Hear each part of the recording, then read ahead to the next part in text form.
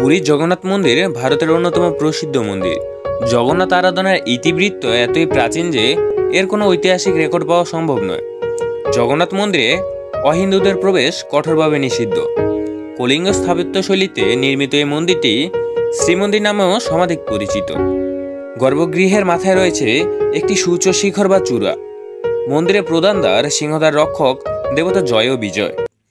মূল প্রবেশপথের সামনে রয়েছে অরুণ স্তম্ভ নামক একটি স্মৃতিস্তম্ভ। খুর্দা রাজা কেনাকের সূর্য মন্দির থেকে এটি নিয়ে এসেছিলেন। তিন দেবতাকে সাধারণত মন্দিরের অভ্যন্তরে পূজা করা হয়, তবে প্রতি বছর আষাঢ় মাসে তাদের রাজপথে বের করে রথে করে 3 কিলোমিটার দূরে গুচিন্ডা মন্দিরে নিয়ে আসা হয়। দীর্ঘ বিচ্ছেদের পর কৃষ্ণের বৃন্দাবনের প্রত্যাবর্তনের প্রতীকী রূপে পালন করা হয়ে থাকে এই রথযাত্রা উৎসব। জগন্নাথের মধ্যে বিষ্ণু সকল অবতারে চিহ্ন আছে। জগন্নাথ শব্দের অর্থ জগতের প্রভু বা জগতের নাথ। জগন্নাথ তার দাদা বলরাম ও বোন সুভদ্রার সঙ্গে পূজা করা হয়।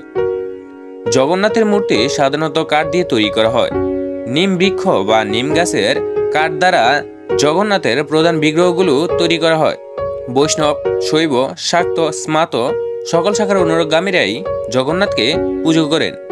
এমনকি বৌদ্ধ ও জৈন সম্প্রদায়ের সঙ্গেও জগন্নাথের যোগ দেখানো হয়।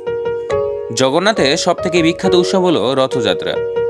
উড়িয়ার ভাষায় জগন্নাথ নাম থেকে উৎপন্ন জগা বা জগবন্ধু শব্দ দুটিরই প্রচলন লক্ষ্য করা যায়।